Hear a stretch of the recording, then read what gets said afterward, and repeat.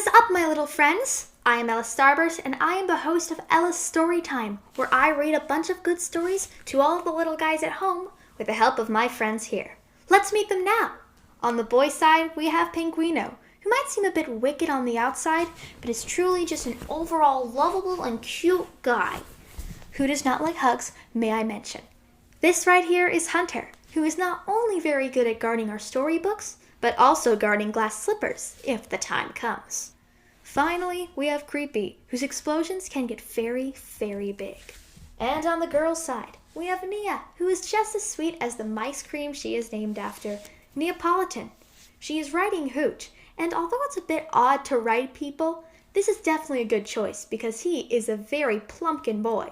Finally, we have Holly, who always has something to bring to the story time that relates to our book, or in this case, spellbook. Look, she's a little fairy godmother with her wings and her wand. So cute. Anyway, Hunter, what's our story today? You don't seem to have one. That's odd. Oh, wait. No, of course you don't. It's the 4th episode of Ella's Storytime, and every 4 episodes, we always make sure to include a special episode for all of the guys at home. Because this is our first special episode, we're going to start off simple and just go with reading a story that I have created. The story is called You're Mine, and as you might have guessed from everyone's dressing up, it is about Cinderella. However, it takes a little bit of a twist. The story is told from the point of view of the prince as he's going around and trying the glass slipper on every single girl.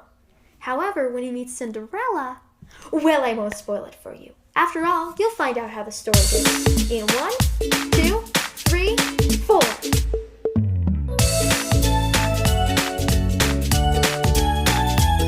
Unlike the rest of my stories, I will be reading this one from my Chromebook, so do not mind if I look down a lot.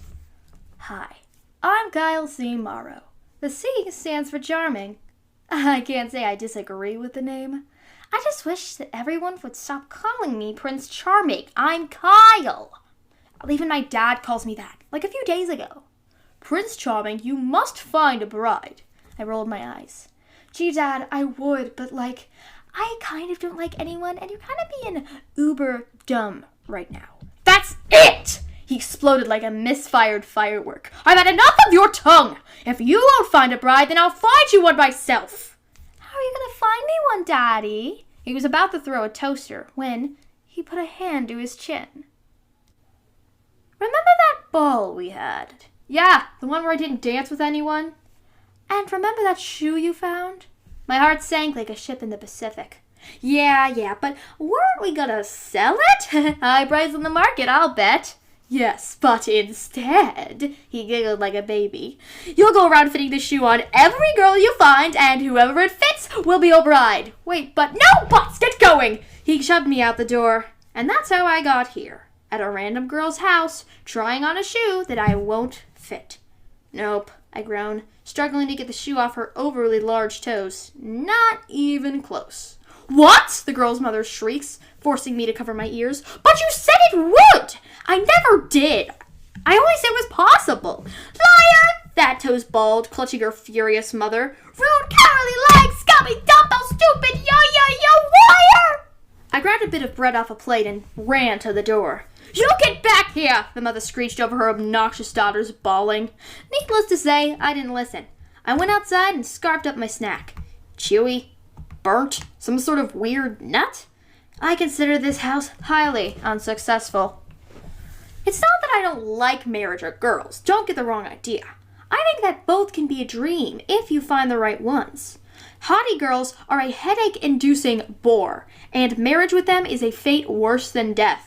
Sadly, that's what I'm about to receive. The only people who could afford the entry price to that ball are snotty and self-centered, and one of those girls, and it had to be a girl, at least the men are somewhat reasonable, lost a shoe in order to be my bride. To make matters worse, my father sent me off without any food. Like I said, he's an idiot. So now I have to get my rations from the house of the women. So, this is my life. Eat, fit, fail, repeat. The cycle will continue until I find the girl of my nightmares. Or I die of hunger. Either way is preferable right now. I trudge over to the next house, slam open the door, and prepare my valiant catchphrase. I am Prince Charming, and I hereby declare that any young maiden whose residency lies in this kingdom shall have to... I stop when a young maiden grabs my arm and leads me to the living room. Oh my, you're Prince Kyle, aren't you? The girl twirled throughout the house. Oh my, I didn't prepare, I'm so sorry. Come, have a seat, I insist. She leads me over to a chair. It's clean, beautiful, and surprisingly comfortable. Are you hungry? I dazedly nod. She rushes over to the kitchen as I am lost in my own thoughts. That girl was perfect. She was dressed in maid's attire and covered in cinders, yeah, but beneath that, her face and her hair. Gorgeous. But besides looks, she said Prince Kyle. She said Prince Kyle. She said Prince Kyle. Usually it's Prince Charming or Prince or Mr. Charming or even boy. But this girl... Drusilla! Anastasia! The prince is here! The sound of snotty shuffling intensified as the girl placed some chicken noodle soup in front of me. Oh, right. Food. I spooned the soup and moaned in content. So good. The chicken was perfectly cooked. The broth was rich. Was she an angel? I shoved spoonful after spoonful in my mouth, but then my eyes wandered to the girl, waiting in front of me. Uh-oh. Sorry, ma'am. I apologized nervously, rubbing my neck. I'm supposed to... Was it good? My mind processes the sentence. Yeah, I answer. It was wonderful. Fantastic. I really liked it. Yeah, I loved it. I really did. Thank you, ma'am. I kissed her hand in an attempt to salvage my mess. That was myself. She blushed profusely. Oh, it was nothing. I'm sorry about my sisters who usually are... Drusilla! Anastasia, you're taking too long! The prince is here! It's just a thingy of shoes! Don't take so long! Shut your mouth, Cinderella! Yeah, shut it! I hesitate. Your name's Cinderella? She doesn't respond and shuffles off to the kitchen to clean my dishes. Silence hangs in the air for a couple of minutes. Anyway, Madame Cinderella, I pick up the shoe, walking over to her. Law state that I'm supposed to try this shoe on you. She slammed my dish on the rack and snapped to my direction. I dreamily fantasized about her and her beauty and her wonder and her perfection and her everything, and oh my gosh, I love this woman. See? I snap back to reality and look at the shoe. My lip starts to quiver. I blink hard, rub my eyes to make sure what I'm seeing is what I'm seeing. I take off the slipper, rise up slowly and quietly, ever so quietly, as if the quietest noise will make it true. Whisper these words. It doesn't fit. Suddenly, snobby and ugly pounding alerts our attention to the stairs as three snobby and ugly ladies greet us. There you are, boy, the eldest hag spits. We were waiting for you. Yeah, the youngest one sneered. You call yourself a gentleman when all you do is make beautiful ladies. Oh, wait. You were smooching that mop of a thing? The last one belts out in laughter. Your standards must be real low. Okay, at this point, I was done. These hags and gremlins were contenders for the shoe, and the one girl that I actually loved was gone for good. And they knew. Wait, they didn't know, did they? No, they were upstairs being snobs while we were doing this. Then I made the craziest and best decision of my life. This mop of a thing, I declare, is my wife. There was silence for a long time, if you call a long time 4 seconds, because that's how long it took for all hell to break loose. While the crazy weirdos were screaming, Cindy here gave me a look that said, "What are you doing?" I responded with a confident, seducing glare. She looked away for a bit, a look of questioning upon her face. This time, it did take a while for her to respond.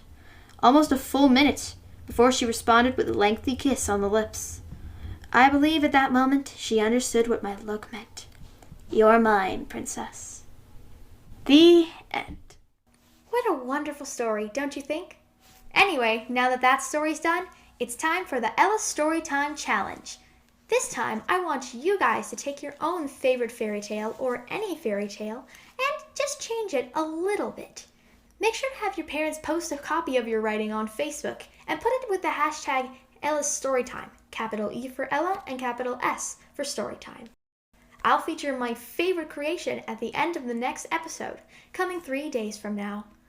Well, as another book closes, another story time ends. As this episode ends, I only have one more piece of advice from all my viewers at home. Keep exploring any of your interests and hobbies, and maybe one day you'll find something that you like and you'll say to it, "You're mine." With that, this is Alice Starburst, signing out. Bye!